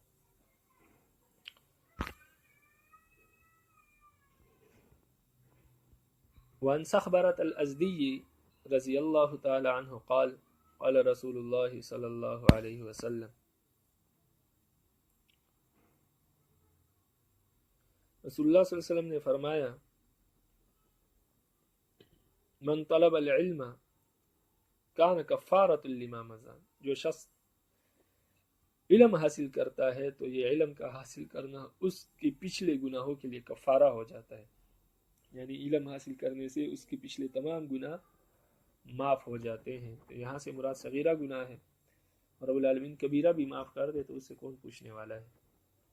رواہ الترمذی والدارمی وقال الترمذی هذا حدیث ضعیف الاسناد وابو داود الراوی یضاعف، اس حدیث کے راوی ابو داود ہے جو اس کی تضعیف بیان کی جاتی ہے جو ضعیف ہے، لہذا یہ حدیث ضعیف ہے، لیکن یہ فضائل کے باب میں ہے اور قابل قبول ہے۔ وعن ابی سعید الخدری رضی اللہ تعالی عنہ قال، ابو سعید خدری رضی اللہ تعالی عنہ سے روایت ہے، وہ فرماتے ہیں، قال رسول اللہ صلی اللہ علیہ وسلم، کہ رسول اللہ صلی اللہ علیہ وسلم نے فرمایا، لن یشبع المؤمن من خیر یسمعه حتی یکون منتہاہ الجنہ، مومن آدمی بھلائی کی بات سے سیر نہیں ہوتا، مومن آدمی بھلائی سے سیر نہیں ہوتا، یعنی علم کے حاصل کرنے سے وہ سیر نہیں ہوتا۔ وہ جتنا بھی علم حاصل ہو جائے وہ کبھی اپنے آپ کو عالم نہیں سمجھتا، بلکہ وہ اس کی یہی کوشش ہوتی ہے کہ اور مزید علم حاصل ہو جائے۔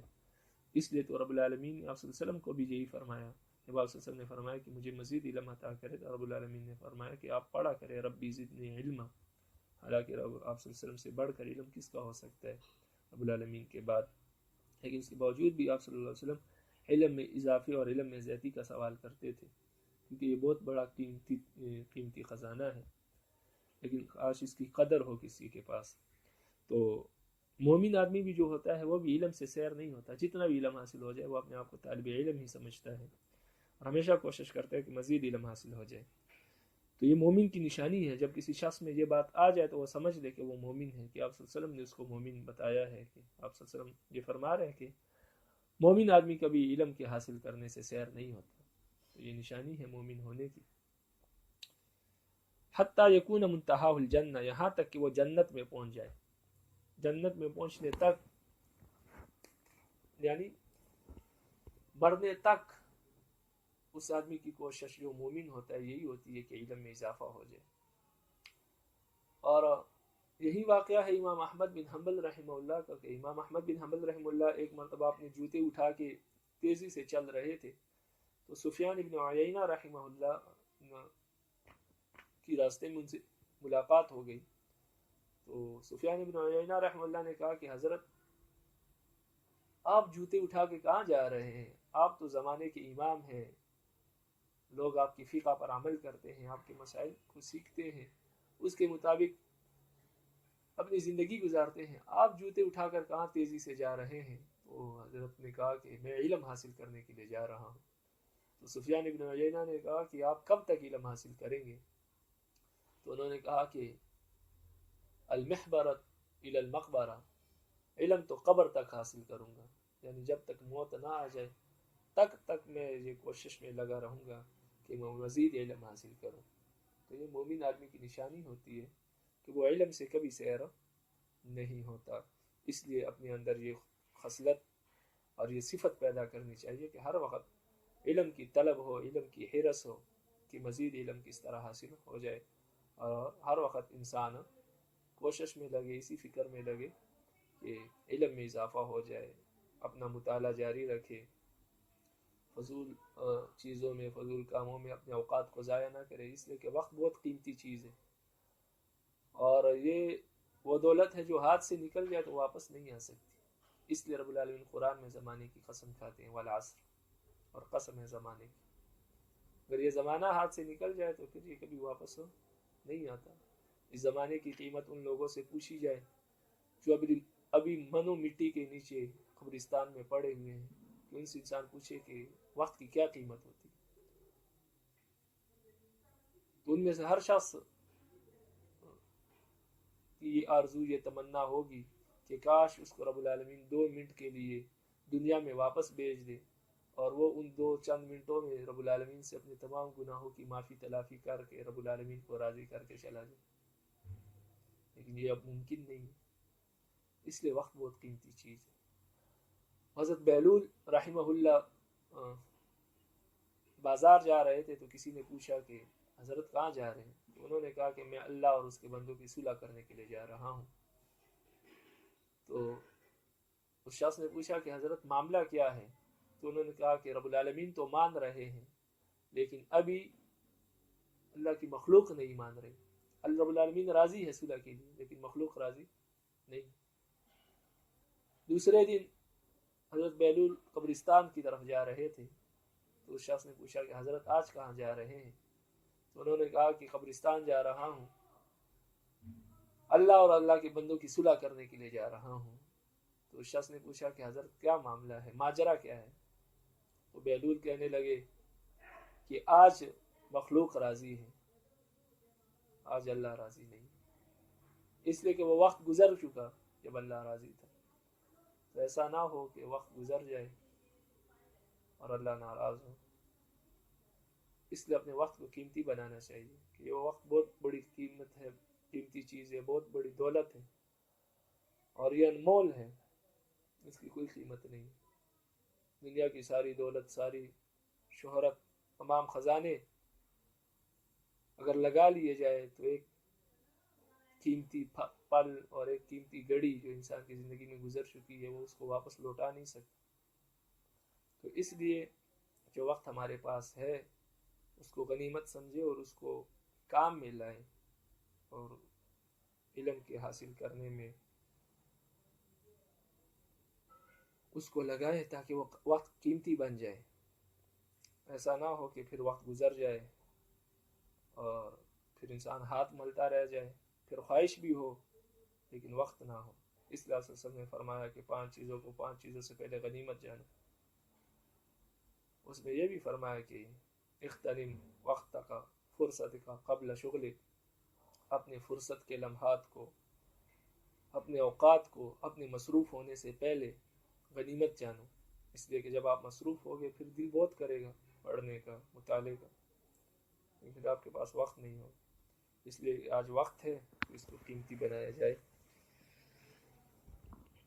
اور قیمتی کا بنانے کا یہی ایک طریقہ ہے کہ زیادہ سے زیادہ محنت کی جائے علم حاصل کرنے کی، تاکہ کل پھر یہ ہمارے کام آ جائے، وگرنہ پھر کل ہم لوگوں سے چھپتے پھریں گے، لوگ ہم سے بات پوچھیں گے تو ہمیں جب نہیں آئے گی تو پھر لازمی بات ہے کہ ان کے سامنے ہمارے آنے کی جرت نہیں ہوگی۔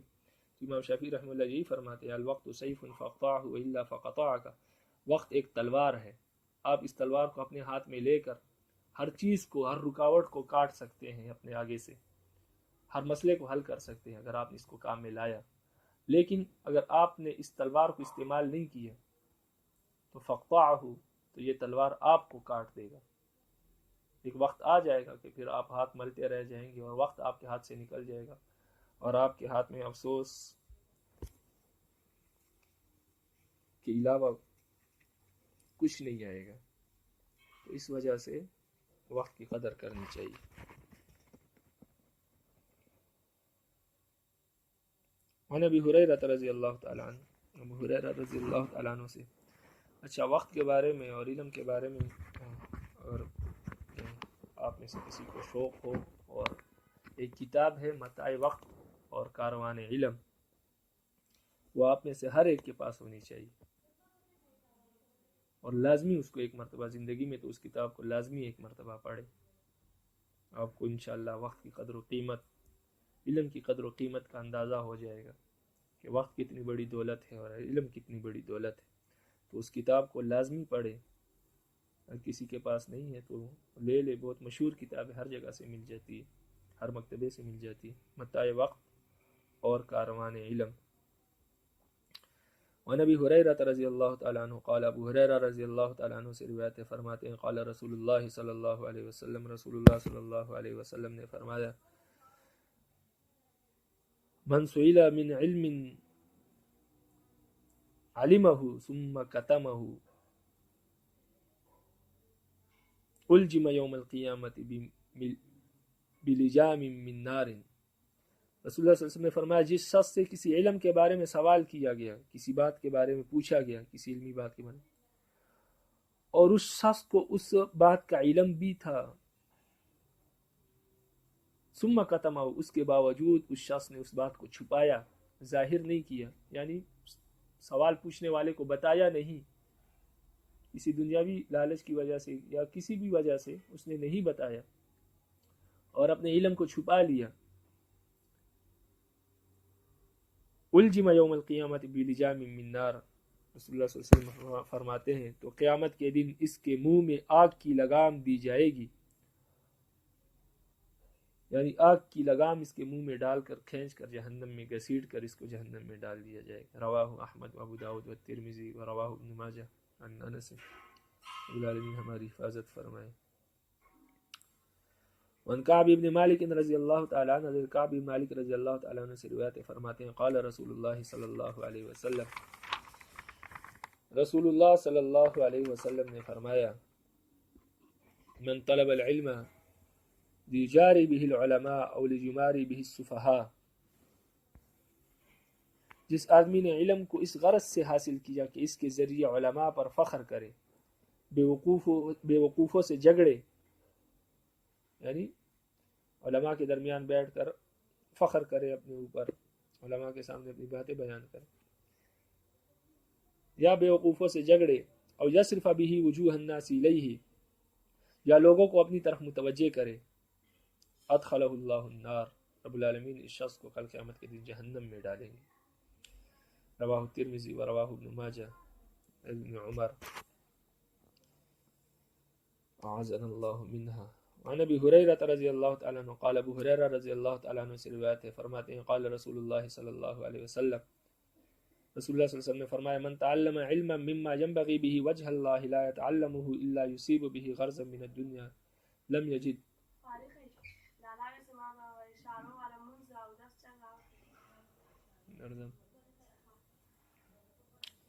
من تعلم علما مما يبتغي به وجه الله لا يتعلمه الا ليصيب به عرضا من الدنيا،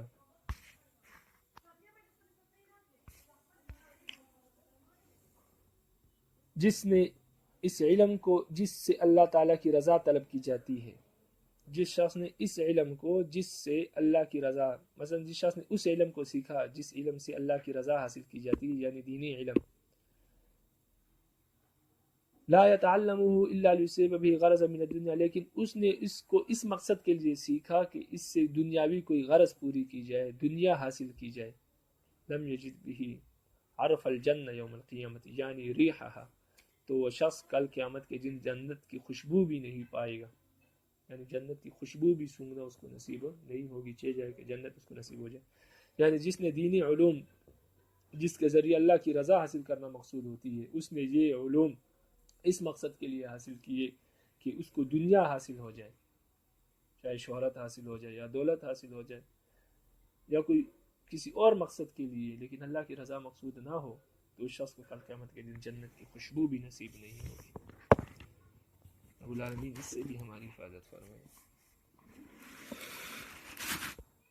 عن عبداللہ بن مسعود رضی اللہ تعالیٰ عنہ قال، عبداللہ بن مسعود رضی اللہ تعالیٰ عنہ سے روایت ہے، فرماتے ہیں قال رسول اللہ صلی اللہ علیہ وسلم، رسول اللہ صلی اللہ علیہ وسلم نے فرمایا،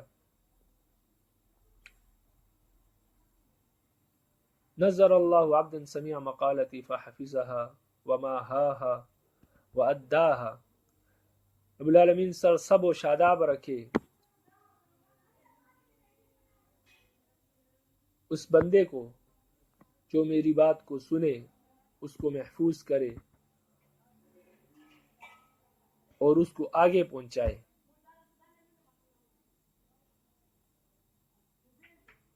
تو یہ وہ مشہور حدیث ہے جو آج کل تقریباً ہر پوسٹ پہ لگی ہوتی ہے کسی بھی حدیث کے نیچے کہ رب العالمین اس بندے کے چہرے کو، آپ صلی اللہ علیہ وسلم کی دعا ہے، اس بندے کو سر سب و شاداب رکھے جو میری بات کو سنے اور اس کو اپنے دل میں محفوظ کرے، وماہا واداہا، اور اس کو کیا کرے، آگے پہنچائے۔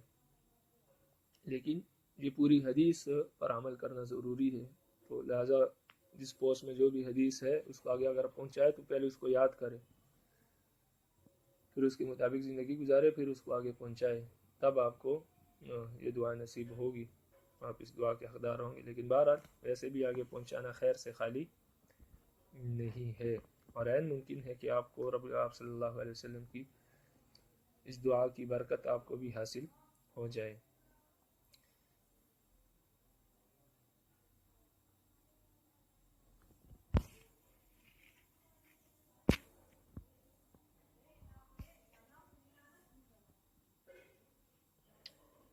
فرب حامل فقہ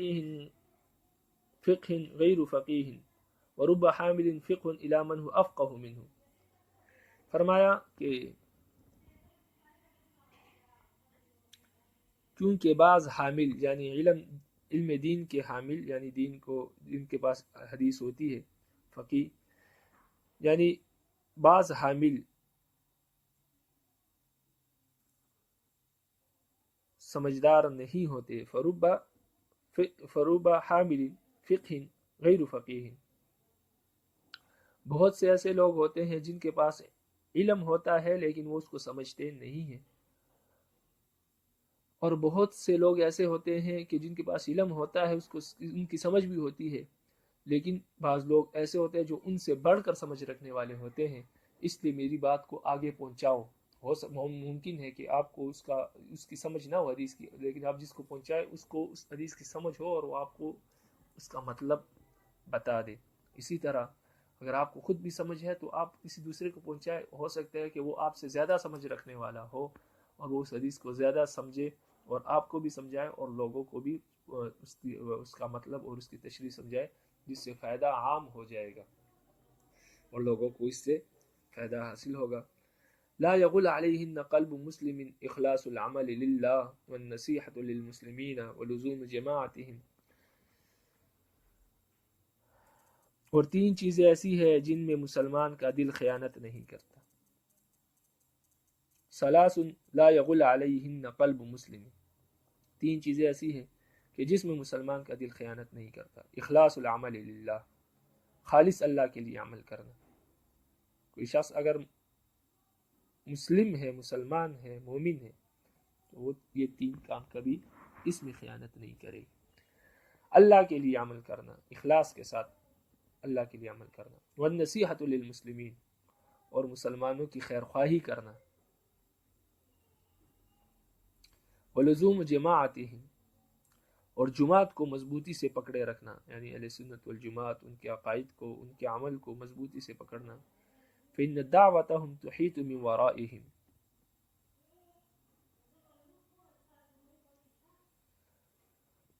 مسلمانوں کی جماعت کو لازم پکڑنا اس لیے کہ جماعت کی دعا ان کو چاروں طرف سے گھیرے ہوئے ہیں۔ فإن دعوتهم تحيط من ورائهم، اس لیے کہ جماعت کی جو دعا ہوتی ہے وہ ان کو چاروں طرف سے گھیرے ہوئے ہیں۔ یعنی جب انسان جماعت کے ساتھ ہوتا ہے تو رب العالمین کا ہاتھ ان پر ہوتا ہے، تو اس کی برکت کی وجہ سے وہ انسان گمراہی کی طرف مائل نہیں ہوتا اور گمراہ نہیں ہوتا۔ لیکن جب انسان جماعت سے کٹ جاتا ہے تو پھر بہت سے شیاطین دنیا کے بھی، انسانوں میں سے بھی اور جنات میں سے بھی جو شیطان ہے، اس کو آسانی سے کیا کر لیتا ہے، گمراہ کر دیتا ہے۔ اور ایک حدیث میں صلی اللہ علیہ وسلم نے فرمایا کہ جب بکری ریوڑ میں ہو تو محفوظ رہتی ہے، لیکن جب ریوڑ سے کٹ جاتی ہے تو بیڑیا اس کو کھا جاتا ہے، اور انسان کا بیڑیا شیطان ہے، لہذا انسان کو جماعت کے ساتھ رہنا چاہیے، وگرنہ شیطان اس کو شکار کر لے گا۔ اس حدیث میں بھی لزوم جماعت کا یہی مطلب ہے کہ اہل سنت والجماعت اپنے اکابرین کو، ان کے عقائد کو مضبوطی سے انسان کیا کرے، تھامے، اور انہوں نے جو قرآن حدیث کی تشریح کی، اپنی زندگیاں لگائی، تو اس کے مطابق قرآن حدیث کو کیا کرے، سمجھے، تاکہ یہ فتنوں کا دور ہے، گمراہی کا دور ہے، تو ان فتنوں سے اور ان گمراہیوں سے انسان کیا ہو، محفوظ رہے۔ اور صحابہ نے جس طریقے کے ساتھ، جس طرح کے ساتھ زندگی گزاری، جن عقائد کو لے کر صحابہ چلے، انہی عقائد کو انسان لے کر چلے، اور وہ تبھی ممکن ہے کہ جب اپنے اکابر کے سلسلے کو لے کر چلے، کیونکہ اکابر نے اپنے اکابر سے سیکھا، اور اس طرح کرتے کرتے سب کے اکابر صحابہ ہے، تو ایک سلسلہ صحابہ سے چلا آ رہا ہے، تو لہٰذا وہ تبھی ممکن ہے کہ جب آپ ان لوگوں سے سیکھیں جن کا تعلق اور جن کا سازہ کا تعلق صحابہ سے ملتا ہے۔ اور ہماری خوش قسمتی ہے علماء دیوبند کی کہ ہمارا سلسلہ نسب جو ہے وہ صحابہ سے اور آپ صلی اللہ علیہ وسلم سے ملتا ہے، کہ ہمارے اساتذہ جو پڑھے ہیں تو ایسے لوگوں سے پڑھے جن کا سلسلہ جا کر صحابہ سے ملتا ہے، اور ان کی برکت سے ہمارا سلسلہ بھی صحابہ سے اور رسول اللہ صلی اللہ علیہ وسلم سے ملتا ہے۔ اور اس کے علاوہ جو آگے پیچھے اور فرقے ہیں، فرقہ باطلہ ہے اہل سنت والجماعت کے علاوہ، ان کا جو سلسلہ ہے یا تو ہے ہی نہیں، اور یا اگر ہے تو صحابہ سے نہیں ملتا، آپ صلی اللہ علیہ وسلم تک ان کا سلسلہ پہنچتا نہیں ہے، وہ کسی گمراہ فرقے کے ساتھ ان کا سلسلہ جا کر ٹچ ہو جاتا ہے، لگ جاتا ہے۔ رب العالمین کا بہت بڑا شکر ہے، انعام ہے، اکرام ہے، ہمیں چاہیے کہ ہم اس کی قدر کریں اور اپنے اکابر کے دامن کو مضبوطی سے پکڑے رکھیں۔ ہمارے استاد مفتی حسن صاحب فرماتے ہیں کہ اکابر کے ساتھ جڑے رہنے کا سب سے بڑا فائدہ یہ ہوتا ہے کہ انسان اس دنیا سے ایمان کی حالت میں رخصت ہوتا ہے، انسان کو موت ایمان کی حالت میں آتی ہے۔ رب العالمین ہمیں بھی ایمان کے ساتھ اور رب العالمین کی رضا کے ساتھ، اور جب آخری وقت ہو تو رب العالمین ہم سے راضی ہو اور ہم رب العالمین سے راضی ہو، بس یہ نصیب ہو جائے۔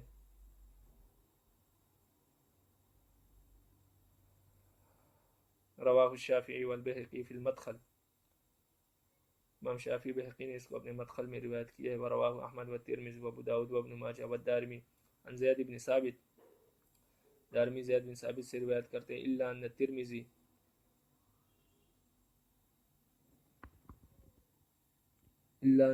وابا داؤد، امام ترمذی وابو داؤد لم یذکر ثلاث لا یغلو علیہن الی آخرہ، امام ترمذی اور امام ابو داؤد نے بھی یہ حدیث بیان کی ہے، لیکن انہوں نے اس میں یہ بات بیان نہیں کی کہ ثلاث لا یغلو علیہن الی آخرہ، یہاں تک جو پیچھے جو حدیث ہے، اس پیچھے والے حصے کو، حدیث کے پیچھے والے حصے کو انہوں نے بیان نہیں کیا۔ رب العالمین عمل کی توفیق نصیب فرمائے۔ جو بات سمجھ میں نہیں آئی یا کوئی سوال ہے تو آپ پوچھ سکتے ہیں۔